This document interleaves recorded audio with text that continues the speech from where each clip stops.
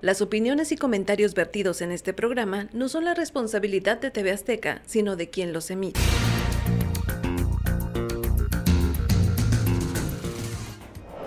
Autismo, amor y dedicación constante. Abril se viste de azul para recordarnos una condición del neurodesarrollo que padecen muchos niños en el mundo y enfrentan muchas familias con ayuda profesional y la seguridad de darle a sus hijos una vida más placentera, que le ayuden a enfrentar sus vidas con actividades acordes con sus diferencias y dependencias de apoyo. Las estadísticas nos demuestran año con año que el autismo dice presente en un porcentaje preocupante en nuestro país y en todo el mundo. ¿Cómo convivir con esta condición? ¿Dónde está la clave para darle una vida grata a quien la tiene y a su familia? Hoy ponemos este tema sobre la mesa para que un profesional reconocido nos platique avances y retrocesos de esta condición que afecta el desarrollo infantil. Buenas noches y bienvenidos a un nuevo programa donde pondremos sobre la mesa un tema vigente, un tema de actualidad, un tema preocupante porque hay muchas familias que luchan con este tema encima en casa, con este problema, y sin embargo lo hacen con tanto amor, ahora sí que con tanto amor por delante que terminan sacando al niño adelante, y esto es lo que realmente preocupa, que haya profesionales que se encarguen de esto y renovar este grupo de profesionales. Bueno, yo traigo un profesional joven, pero con mucha experiencia en la materia, y para hablar sobre el autismo, como decía en la introducción del programa. Y le doy las gracias al psicólogo Francisco Cabrera. Francisco, buenas noches, gracias por haber venido. Y bueno, tenemos muchas preguntas, y tenemos media hora nada más, así que tenemos que apurarnos un poco. ¿Qué es el autismo y cómo se detecta? Son dos preguntas en una. Bueno, pues primero muchas gracias por la invitación. Y gracias creo a ti. Va a ser muy importante que toda la información pueda llegar a muchas familias. El autismo es una condición, una forma de ser con la que las personas nacen y se desarrollan. Hay dificultades en la comunicación, en la interacción social, y pueden llegar a presentar comportamientos que pueden ser muy rígidos o pueden ser restringidos. Entonces, esta característica del autismo, estas características se van a presentar en diferentes niveles. Va a haber algunas personas dentro del espectro que sus dificultades en la comunicación van a ser muy evidentes, y para otras personas dentro del espectro van a ser dificultades en la comunicación leves, pero lo suficientemente significativas para no estar dentro de un desarrollo neurotípico. ¿Cómo se detecta, psicólogo, esto? El autismo se puede llegar a detectar desde los 12 meses de edad. Podemos identificar un riesgo en el desarrollo de una persona dentro del espectro del autismo, y de ahí en adelante, dependiendo de la magnitud de los síntomas, dependiendo de la severidad de la presentación, se va a poder detectar tal vez en la primaria, en la preparatoria, y hay casos en la vida adulta se llega a detectar.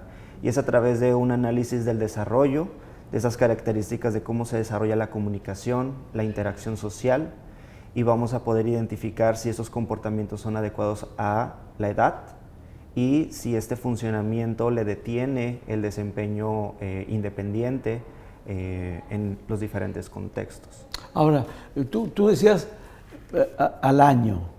¿Y cómo detectas? Ahí no hay mucha interacción social más que con sus padres, ¿no? Así es. ¿Cómo detectas que un niño al año tiene ciertas particularidades que pueden ser de un autista? En esa interacción con los papás principalmente. Okay. Cuando el bebé está en los brazos, hay diferentes acciones que podemos decir, este es un desarrollo típico, por ejemplo, el contacto visual. El contacto visual es una interacción, claro, es una interacción activa. Por cierto, perdón que te interrumpa, sí. Por cierto, cada vez menos frecuente porque con estos aparatos ahora ni nos miramos a los ojos, pero perdón. No, para nada. El mirar a los ojos es una conducta activa. Claro. Entonces, le sonrío, hago gestos, el niño me sonríe, me sigue con la mirada. Claro. ¿No? Me imita. Me imita, claro, exactamente. El inicio de las primeras palabras. el pedir, solicitar, ya sea con un berrinche o con expresiones faciales. Claro. Todas son esas habilidades que el niño neurotípico empieza a desarrollar en diferentes momentos de su desarrollo. Entonces, cuando vemos que esas características no se están presentando o se presentan diferente, empezamos a ver que ese desarrollo es más asociado a una persona dentro del espectro, que no hay este enganche en la interacción con la otra persona. Cuando es muy evidente el espectro del autismo, lo vamos a poder detectar a muy temprana edad por estas características. Pero cuando ya es más ligero, va a ser mucho más tardío. Pero la parte de la interacción y del vínculo con las otras personas también se va a evaluar de la misma manera. ¿Existe un tratamiento que lleve a la recuperación de quien lo porta para que lleguen a ser adultos independientes? Hay muchos tratamientos, intervenciones y programas de estimulación. Para los niños pequeños hay programas de estimulación temprana específico para el desarrollo de niños dentro del espectro del autismo o con riesgo del espectro del autismo, que es el modelo Denver de estimulación temprana para niños pequeños. Está el método TEACH para las habilidades de aprendizaje, está el sistema PECS para las habilidades de comunicación y de aumentar las habilidades de comunicación, que es a través de imágenes. Existen terapias de intervención para desarrollar habilidades sociales, ya en chicos más grandes, ya sea en primaria, secundaria, preparatoria. Y se llega a tener una recuperación. Y se logra tener se pueden trabajar ciertos objetivos. Okay. Si es la comunicación, se trabaja y se logra la comunicación. Si es la interacción, se logra la interacción social. Pero el desaparecer el espectro del autismo, eso no lo vamos a poder hacer. Claro. Lo que podemos hacer es lograr cambiar el desempeño de la comunicación, de la interacción social y de ciertos comportamientos que le pueden dificultar su desempeño. Según estadísticas que he estado leyendo, mundiales, esta condición prevalece en proporción de 4:1 niño-niña. Es decir, ¿por qué las niñas, hay alguna razón por qué no? ¿Por qué las niñas son 3 veces menos susceptibles a esta condición? Realmente lo que ahorita podemos saber es que la detección en niñas está más sesgada por la falta de información sobre el desarrollo de las niñas en el espectro. La mayoría de las mujeres dentro del espectro son diagnosticadas más tarde, entonces se piensa que es muy probable porque las mujeres tienen culturalmente a las mujeres se les desarrollan habilidades sociales y de cómo comportarse frente a las otras personas, a diferencia de los hombres. Entonces, para una mujer puede pasar desapercibida durante muchos tiempos de su infancia, pero haber tenido esto desde muy temprana edad. Y se le pudo haber juzgado por, es más tímida, es calladita, así es la niña. Pero no, muchas veces es porque presenta una situación del desarrollo y estadísticamente nos damos cuenta que en los últimos años hay más diagnóstico de mujeres porque hay un conocimiento más amplio del espectro y en las diferentes formas de manifestarse por géneros. Sí, sí.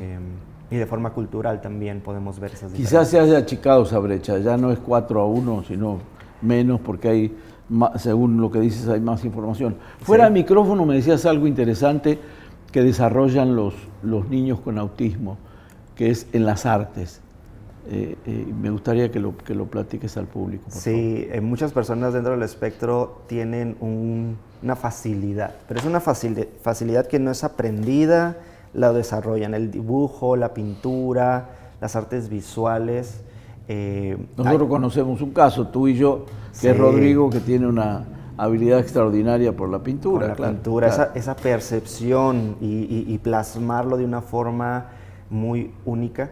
Es mucho talento en esa parte. Entonces sí, hay muchas personas, no todas las personas dentro del espectro, ¿no? Claro. Hay personas dentro del espectro médicos, hay personas dentro del espectro ingenieros, artistas, hay de todo, ¿no? Pero en una gran población de las personas dentro del espectro van a oscilar entre las artes visuales, entre el dibujo, y por otro lado tenemos personas dentro del espectro que pueden guiarse un poco más por las ingenierías, por el pensamiento lógico-matemático, esta capacidad de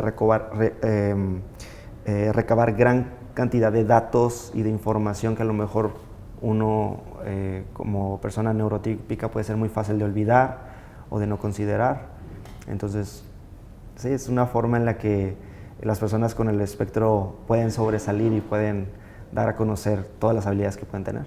O sea, la condición, lejos de dificultarlo, los encima más o los ensimisma más y hacen mejor un desarrollo intelectual en la parte artística.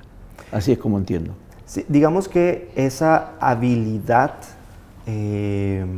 puede ser una forma de nuestro cerebro de poder compensar ciertas dificultades verbales. Ah, ok. Entonces, de una forma visual es más fácil de comprender el mundo. Entonces, cuando esa área está más en contacto con el crecimiento de una persona en cuanto al desarrollo con el mundo, pues esa área visual, esa parte lógico-matemática o de memoria se va creciendo y fortaleciendo. Porque la otra tal vez no está siendo estimulada, porque a lo mejor no se puede desarrollar de la misma manera. Claro. Entonces la otra área empieza a crecer, empieza a mostrar un nivel mucho más grande en comparación a otras personas. Ahora, siguiendo con las estadísticas, desde los años 80, los últimos 30 o 40 años, ha ido creciendo la cantidad de casos de autismo. ¿A qué se debe? ¿Por qué? Porque es preocupante, cuando lees o ves las tablas y ves cómo ha subido en todo el mundo, dices, ¿a qué se debe? ¿A la vida moderna, al estrés, o simplemente que genéticamente se transmite esto más seguido? No lo sé, por eso te pregunto por qué. Sí, hay diferentes razones por las que podemos hacer estas hipótesis de por qué está aumentando. Exacto. Sí, pues son hipótesis, claro.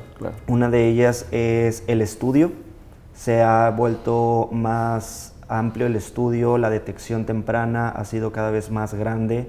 Hay más centros de salud que tienen los signos y síntomas para poder detectar desde los pediatras. Es una buena respuesta, claro. Ahí tiene que ver con todos los adelantos tecnológicos. Un poco sucede con otros técnicamente llamados trastornos o problemas médicos o problemas de salud, que ahora la tecnología ayuda a detectarlos antes. Exacto. O sea que esto no es la excepción, eso puede estar pasando. Sí, es más fácil poder detectarlo y no confundirlo con otra cosa. Los especialistas, pediatras, neuropediatras, empiezan a conocer más sobre esta condición y pueden detectarlo y hacer un diagnóstico diferencial de otras situaciones del desarrollo. Entonces, hay más diagnósticos y debe de ser preocupante, porque entre más exista la población con esta necesidad, pues más como la sociedad necesitamos responder apropiadamente a que existen muchas personas a nuestro alrededor con estas necesidades y necesitamos tener los recursos para poder darle los apoyos, brindarle las facilidades que todas las otras personas podemos tener. ¿Qué papel cumple la genética en este caso? Ahorita es la hipótesis más aceptada y en algunos estudios de investigación confirmados de que la genética es lo que nos genera la presentación. Hay otros factores del desarrollo, pero la genética es, cuando hacemos este estudio familiar, nos podemos dar cuenta que hay personas en la familia que nunca fueron diagnosticadas, ¿no? Se les interpretaba como diferentes, aislados, extraños, se les clasificaba de diferentes formas, pero cuando entendemos ya el desarrollo y podemos hacer este análisis familiar, podemos darnos cuenta que en la familia presentan espectro del autismo también. Y no de manera directa, o sea, puede ser de manera directa padres, puede ser abuelos, puede ser como una enfermedad genética que a lo mejor viene de 2 generaciones atrás. Así es, con los papás hay más probabilidades cuando es directo. Es directo, claro. ¿No? Cuando es directo hay mucha probabilidad de que el hijo o la hija tenga espectro del autismo. Entre hermanos también hay una probabilidad, entre gemelos 50% de probabilidad, entre hermanos un 5%, hermanos no gemelares. Entonces, sí, la parte genética es ahorita lo más que podemos considerar como una de las razones principales. Me decías fuera del micrófono también que tratas niños y adultos con autismo. Y a mí me gustaría dejar esa pregunta, ahora vamos a corte, para cuando regresemos. ¿Sabes qué tan complicado es niño y qué tan complicado es el adulto en el tratamiento del autismo? Si me esperas un segundito. Claro que Usted sí. no se me vaya, por favor, que está interesantísimo esto, y regresamos rapidito.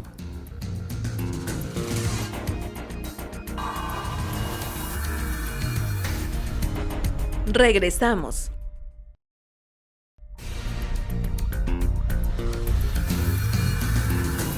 Continuamos. Gracias por continuar con nosotros en esta charla muy interesante que estábamos aquí con el psicólogo Francisco Cabrera, que nos acompaña hablando sobre el autismo y bueno, todos los tratamientos y todo lo que hay que hacer en estos casos. Psicólogo, te preguntaba o decía antes del corte, tratas niños y tratas adultos y la pregunta era, ¿quién es más difícil de atender? En este caso, la complejidad está en los niños, porque hay muchas necesidades. Una desde la urgencia del tratamiento, entre más temprano y mejor hagamos el tratamiento, el curso y el pronóstico es muy, muy diferente. Y por otro lado, también se trabaja con las familias, con los niños. Entonces, las familias muchas veces pueden estar en diferentes procesos a partir del diagnóstico. Entonces, es más complejo el tratamiento con los niños, a diferencia de los adultos que en muchas ocasiones se acercan por sugerencia de familiares, por sugerencia de psiquiatría, y es una conciencia mayor sobre sus dificultades y hay una necesidad personal que De superar esto, de claro. superar, de Claro. mejorar, de aprender, Claro. de conocerse a sí mismos, de tener una claridad y entender por qué tenían estas dificultades durante mucho tiempo. Entonces, con los adultos puede ser un poco más sencillo este proceso y con niños es un trabajo muy complejo y un solo especialista no es suficiente. Claro. Con los niños se necesita trabajar con un grupo de especialistas para poder dar un trabajo efectivo. Sí, y también me imagino intervienen los padres ahí mucho más Sí. activamente que un adulto que es solo el que te plantea el problema, pero con niños ya cuando intervienen otros entes familiares sí se puede complicar más la cosa. Y en los niños, la parte que va a generar el pronóstico más favorable es la familia. Entonces, si la familia no tiene la disposición emocional, la suficiente capacitación, pues entonces el pronóstico se puede ver afectado. Entonces, la familia tiene que ser el punto clave del tratamiento para el niño y pues hay diferentes variables, ¿no?, que pueden influir en que la familia a lo mejor no pueda brindarle, ya sea por falta de conocimiento, orientación o porque están en este curso emocional de poder enfrentar como Claro. se debe. Bueno, es todo un verdadero trabajo profesional el que hay que hacer, ¿no? Ahora, ¿existe una verdadera conciencia a nivel de sociedad sobre esta condición de niñas y niños, a nivel educativo también, o solo se preocupa el que lo tiene en casa? O solo está consciente, mejor dicho, el que lo tiene en casa el problema. Hay una conciencia también a nivel escolar, a nivel social. En casa es la preocupación más importante. Claro, por supuesto. En la escuela digamos que estamos a una distancia de años de esta conciencia, ¿no? Las familias ya tienen mayor conciencia y saben que tienen que actuar y tienen que trabajar y tienen que capacitarse. La escuela sabe que algo pasa. Muchas veces conocen el diagnóstico. Claro. Pero la práctica de la intervención y de poder diferenciar cómo atender a cierta persona con el espectro y a otra, ya sea niño o niña, ahí ya estamos en otro tiempo, ya estamos un poquito más atrás, ¿no? Todavía no tenemos estos elementos de inclusión como deberíamos de tener. Entonces sí hay una diferencia entre la conciencia de la sociedad y de la parte escolar, a diferencia de la parte de casa. ¿Sí? ¿Hay información suficiente psicólogo? Sí, sí hay información suficiente. Okay. Definitivo hay suficiente información. Incluso en los modelos educativos, los planes que tiene la Secretaría de Educación Pública son muy buenos. Brindan muy buena información, te da pautas de cómo poder dar el seguimiento para las barreras de aprendizaje, cómo se manejan, pero la aplicación es muy diferente, ¿no? Claro. Cada escuela se maneja por diferentes ideologías y es bien difícil a veces poder dar el servicio que se necesita porque las barreras del aprendizaje son principalmente la institución, la estructura y no tanto las personas con la necesidad.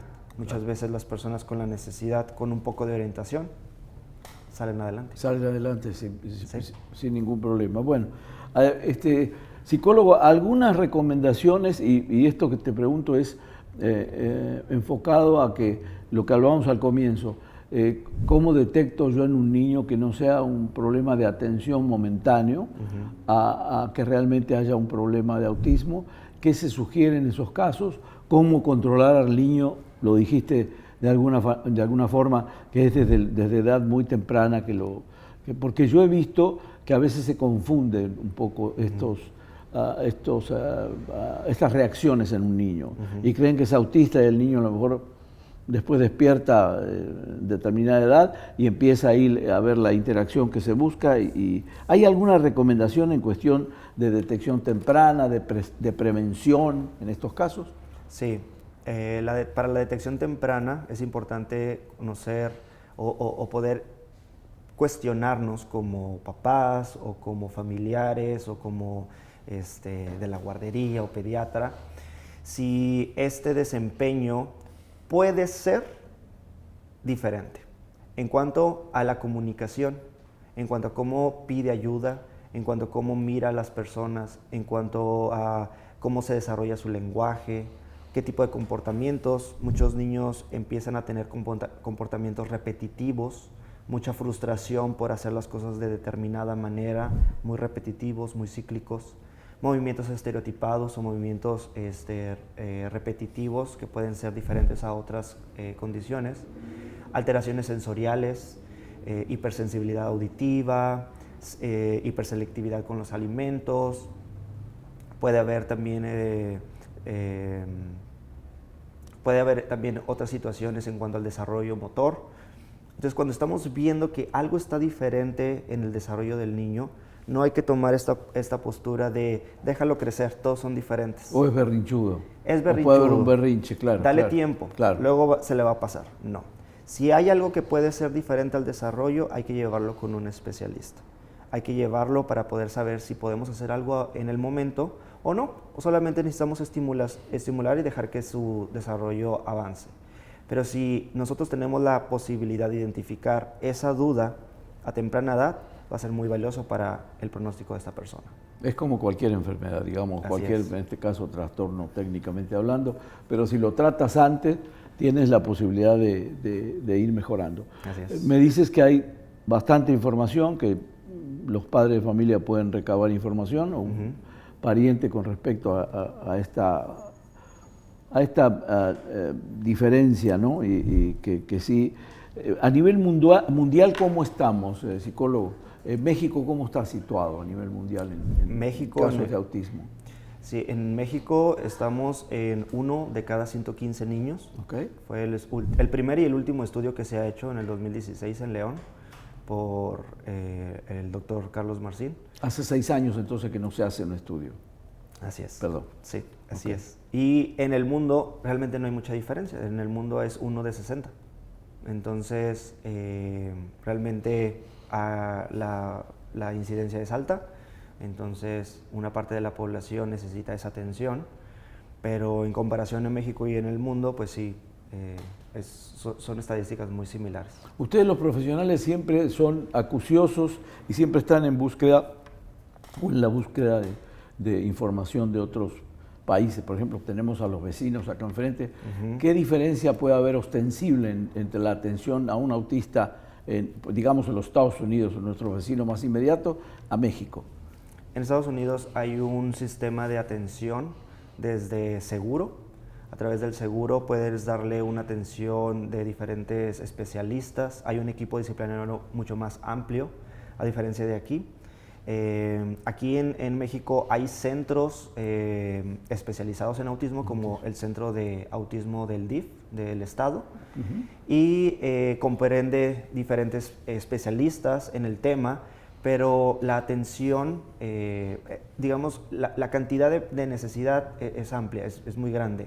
Entonces se necesita mayor capacidad de cubrir las necesidades y de darle un seguimiento más amplio, no solamente ir al centro y darle la atención ahí. Claro, sí, ¿no? En Estados Unidos se van a las casas de las personas a darles ese seguimiento por parte del Estado. Hay diferencia, claro.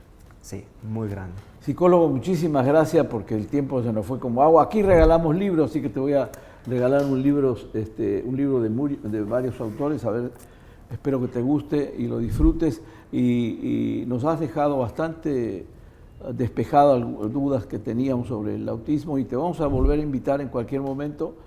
Así que por ahora te agradezco muchísimo que hayas venido. No, muchas gracias por la invitación y por el regalo, y yo encantado de regresar. Eres muy amable. A usted gracias y nos vemos la semana próxima con otro tema de interés. Buenas noches.